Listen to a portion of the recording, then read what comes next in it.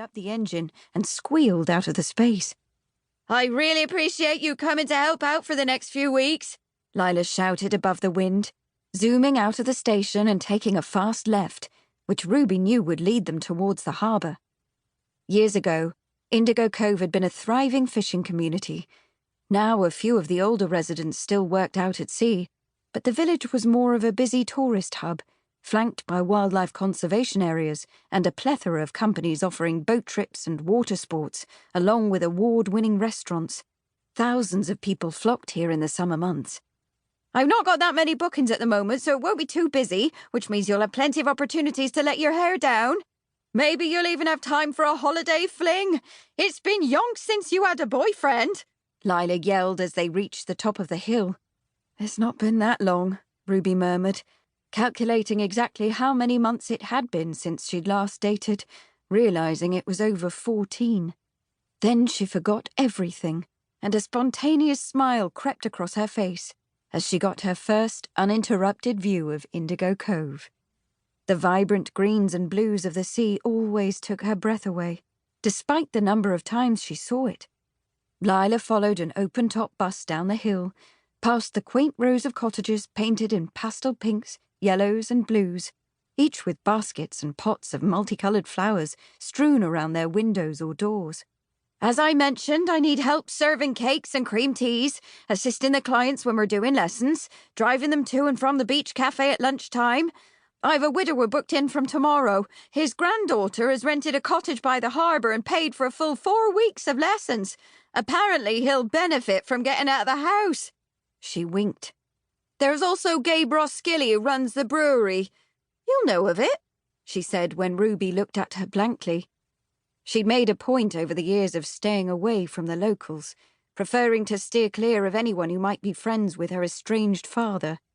"The Roskilly Brewery, just outside the village. It's been in their family for generations." "Nope." Lila looked disappointed when Ruby shook her head. "You'd remember him if you'd met." Lila fanned herself enthusiastically. "He's been coming to the pottery project whenever he can. He's working on some special edition tankards for the brewery centenary. He's got big plans, and there'll be a party in 3 weeks, which you're invited to, of course." Lila winked at Ruby again before her eyes darted back to the road. "I'm also expecting a teenage boy that a friend of mine who works at the local secondary school asked me to tutor. I'm told he's a talented artist, but he's not so good at connecting with others, so we'll have our work cut out. Other than that, there's a couple who've just moved to Indigo Cove. A Mr. and Mrs. Harris. I know you'll help me make everyone feel at home." "Do any of our students have pottery experience?" Ruby asked, taking a deep breath of sea air. "Gabe is a complete novice. We'll have to see about the rest." Lila let out a small whoop as they reached the bottom of the hill. Here the road curved around the small harbour, which was sprinkled with hundreds of boats. The beach was layered with smooth white sand, and there were people dotted across it, some walking, some lounging on bright rectangular towels. More couples and families sauntered along the pavement, a few staring into the front windows of the bustling array of shops. "This has changed a lot," Ruby said, her voice growing husky as she took in the scene, ignoring the dull thud of pain that hit her chest, as she remembered walking along the seafront with her mum on their holidays years before. "You barely made it out of bed when you came last year. It's no wonder you've missed all the new stuff. I hope you avoided the prawn sandwiches on your journey this time." Lila raised a blonde eyebrow, making Ruby chuckle. Last April, she'd arrived with her best friend Anna Lovejoy for a long weekend with her grandmother, ready to celebrate at the annual Indigo Cove Spring Carnival.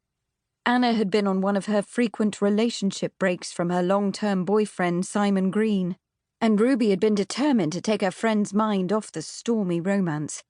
Instead, she'd spent most of the time in bed throwing up with a bout of food poisoning, while Anna had painted the town all the colours of the rainbow, and a few dozen more. Since the trip, a lot had settled in Anna's life. She was back with Simon permanently, and they had a beautiful baby girl called Maisie. "I went for a safe cheese salad today," Ruby grinned. "Then you'll be fine for our meeting." Lila followed the road round past a large wooden-fronted building with a long glass window facing the sea. Chrome table